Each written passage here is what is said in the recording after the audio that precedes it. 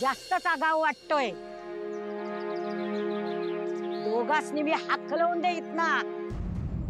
आजी अगं काय सांगितलं? दोघांनी बी इथना हाकलून दे. नाही नाही आजी, आजी सॉरी सॉरी, माफ करा. परत नाही होणार, परत नाही करणार. माफ करा ना. आजी हे मालक आहेत आमचे.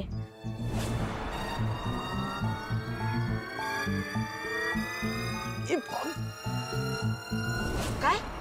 वय आजी, अहिल्यादेवी किर्लोस्करांची मुलं आहेत ती.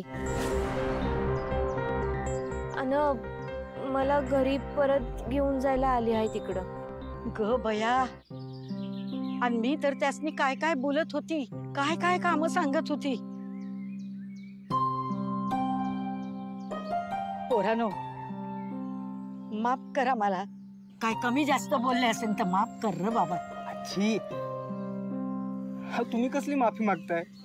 बघा तुमची काहीही चूक नाहीये. उलट तुमच्यामुळे मला माझ्या आजीची माया मिळाली आहे. त्यासाठी तुम्हाला थँक्यू.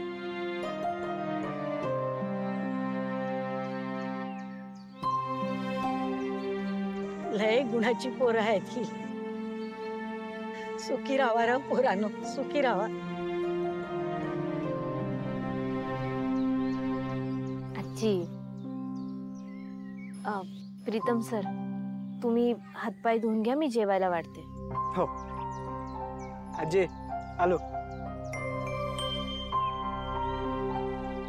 बाई, तुला तर ठाव होतं ना की तुझ्या मालकाची पोरं आहेत ती. तरी मी इतकं राबून घेत्यात वय. आता काय प्रीतम सरांना नाही राबवायचं, आता ना फक्त आदित्य सरांना राबवायचं. करू देत त्यांनाच काम.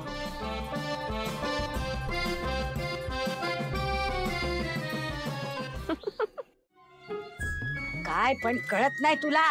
गाडीची अक्कल नाही. मी हळद घेऊन येते. का बस.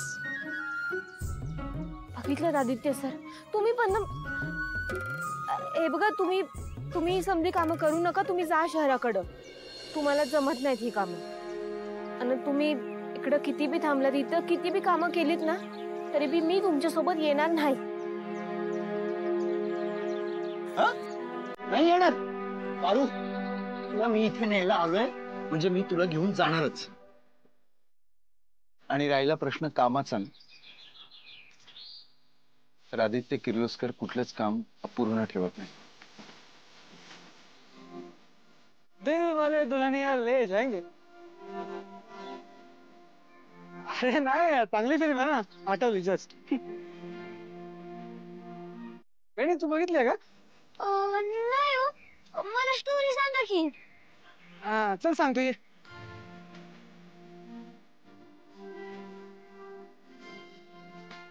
पारू चल ना मुंबईला परत. नाही पारू, पारू यार. वैजू सांग ना तुझ्या पारूला, ऐकतच नाही. आदित्यला यायचं तेव्हा तो येईल, तुला कशाला त्याची काळजी?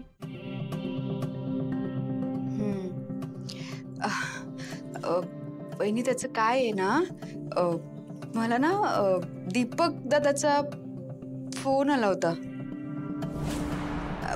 नाही म्हणजे त्याला ना माझी आठवण येत होती म्हणून त्यांनी मला फोन केला होता. आणि तुमच्यापासून काय लपवायचं, मला पण त्याच्या मुलाला खूप दिवसांपासून बघू वाटतंय. सो मी त्या दोघांनाही आपल्या घरी बोलवलंय. दामिनी, तू विसरलीस दीपकनी काय केलं होतं ते? तो माणूस मला अजिबात नाही आवडत. तुला आठवण येत होती तर तू जायचं होतंस त्याला भेटायला. त्याला कशाला इथे बोलवलंस?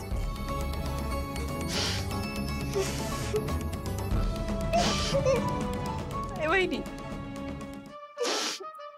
माझ्या हक्काच्या घरी माझी माहेरची माणसं नाही येऊ शकत मला भेटायला. त्यांना यायला बंदी आहे का? हो, जे झालं ते जुनं झालं, विसरून जा. आता भूतकाळ होता तो. आणि तुम्ही कितीही नाही म्हणालात ना तरी दीपक दादा माझा सख्खा भाऊ आहे. हो, रक्ताचं नातं आहे आमचं. मी कस विसरू त्याला?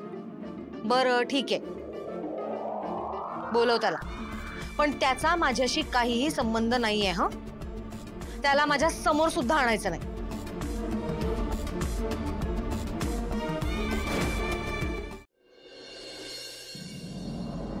वैजू, ए, पारू, बाळा ए यार, बस झालं ना आता. अजून किती आणणार आहेस तू? हे बघ, मान्य आहे की तो चुकला, पण त्याला त्याची चूक कळली आहे ना आता. आणि आपल्या सगळ्यांनाच माहिती आहे ना, त्या डोळ्यांना घेऊन तू किती पॉझिटिव्ह आहे, म्हणून बोलला.